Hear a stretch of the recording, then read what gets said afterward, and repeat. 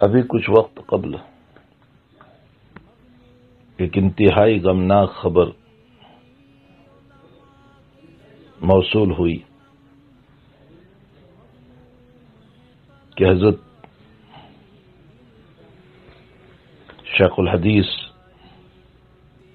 و مفتی و شیخ التفسیر حضرت العلامہ شیخ مفتی محمد زرولی خان صاحب رحمۃ اللہ تعالی علیہ کا انتقال ہو گیا۔ انا للہ و انا الیہ راجعون۔ ان للہ ما اخذ وله ما عطا وكل شيء عنده باجل مسمى۔ یقیناً یہ خبر پوری امت کے لیے بہت ہی غمناک خبر ہے۔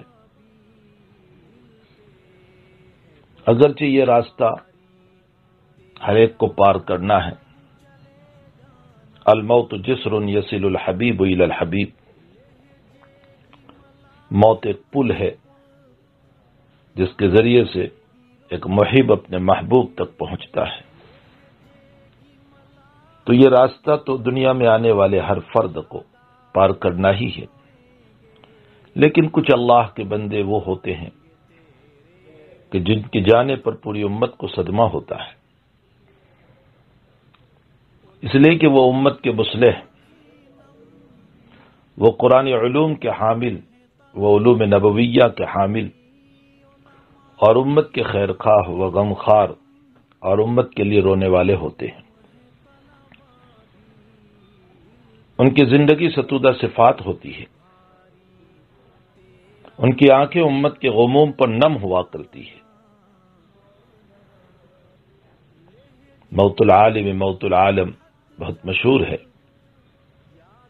انہی میں ہمارے حضرت مفتی محمد زرولی خان صاحب رحمۃ اللہ علیہ بھی تھے۔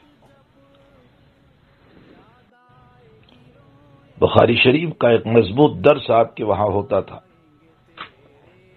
اور رمضان المبارک میں روزانہ 5 اور 6 گھنٹے قرآن کریم کی تفسیر کر کے پورے رمضان میں آپ ایک قرآن کریم کی مکمل تفسیر فرماتے، اور امت کے عوام و خواص آپ سے بہراور ہوتے تھے۔ یہ سلسلہ تفسیر و سلسلہ بخاری شریف آپ ہی کے قول کے مطابق 1988 سے آپ نے شروع فرمایا تھا، جو تا دم حیات مسلسل چلتا رہا۔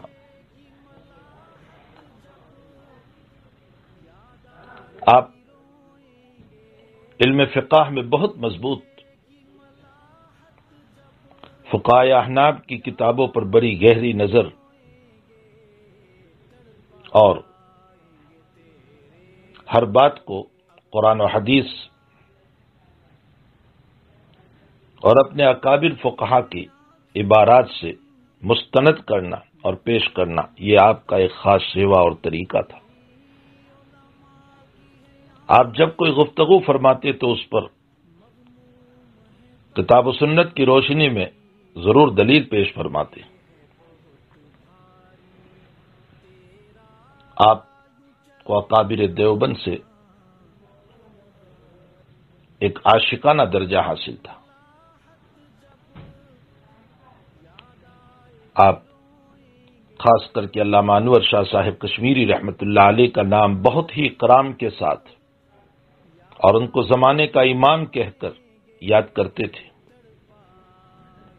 اور ان کے شاگرد حضرت مولانا یوسف صاحب بنوری علیہ الرحمہ اور دیگر اکابر جو حضرت مفتی صاحب کے اساتذہ میں سے تھے، بہت ہی احترام کے ساتھ ان کا نام لیا کرتے تھے۔ آپ مسلک احناف کی زمانے میں ایک مضبوط تائید کرنے والے انسان تھے، اور مسلک احناف کو مدلل بالبراہین والدلائل کرتے تھے۔ حقیقت یہ ہے کہ ان تمام صفاتوں کے حامل ایک ذات گرامی حضرت مفتی صاحب اس وقت اس دنیا میں نہیں رہے، اللہ تعالیٰ اسی طرح علم کو اٹھا لیتا ہے۔ بخاری شریف میں ہے ان اللہ لا يقبض العلم انتزاعا ينتزعه من العباد ولكن يقبض العلم بقبض العلماء۔ اللہ تعالیٰ علماء کے ذریعے علماء کو اٹھا کر ان کے سینے کے ساتھ علوم کو لے لیتا ہے۔ حقیقت یہ ہے کہ اگر کتابیں موجود بھی ہے لیکن ان کے سینے کے علوم جو جوش مار رہے تھے وہ کہاں ملیں گے؟ وہ علم خشوع و علم تقوی کہاں سے ملے گا جو ان کی زندگی میں پایا جاتا تھا؟ اور اصل علم وہی ہے، اور وہی علم ان کے ساتھ چلا جاتا ہے۔ حق تعالی جل شانہ حضرت کی بال بال مغفرت فرمائے، کروت کروت مغفرت فرمائے، اعلی علیین میں آپ کو جگہ عطا فرمائے، آپ کے حسنات کو بے حد قبول فرمائے، اور سیئات سے اللہ تعالی انتہائی درجہ مغفرت فرمائے۔ آپ کے پسماندگاہ کو، خصوصاً آپ کی شاگردوں کو، آپ کے آل اولاد کو، آپ کے متعلقین کو، بلکہ پوری امت مسلمہ کو صبر جمیل عطا فرمائے۔ جتنے احباب سے اور جتنے احباب تک میری بات پہنچے، سب سے گزارش ہے کہ کم سے کم 3 مرتبہ قل واللہ شریف یا ایک مرتبہ یاسین شریف پڑھ کے حضرت کو ایصال ثواب کیا جائے۔ اللہ جل شانہ آپ کے چھوڑے ہوئے علوم سے ہم سب کو مستفیض ہونے کی توفیق عطا فرمائے، اور ہمیں بھی اسی طرح کا ورع، تقوی، عشق رسول صلی اللہ علیہ وسلم اور تعلق مع اللہ نصیب فرمائے۔ آمین یا رب العالمین۔ از محمد حنیف، لوہاروی۔ السلام علیکم ورحمۃ اللہ وبرکاتہ۔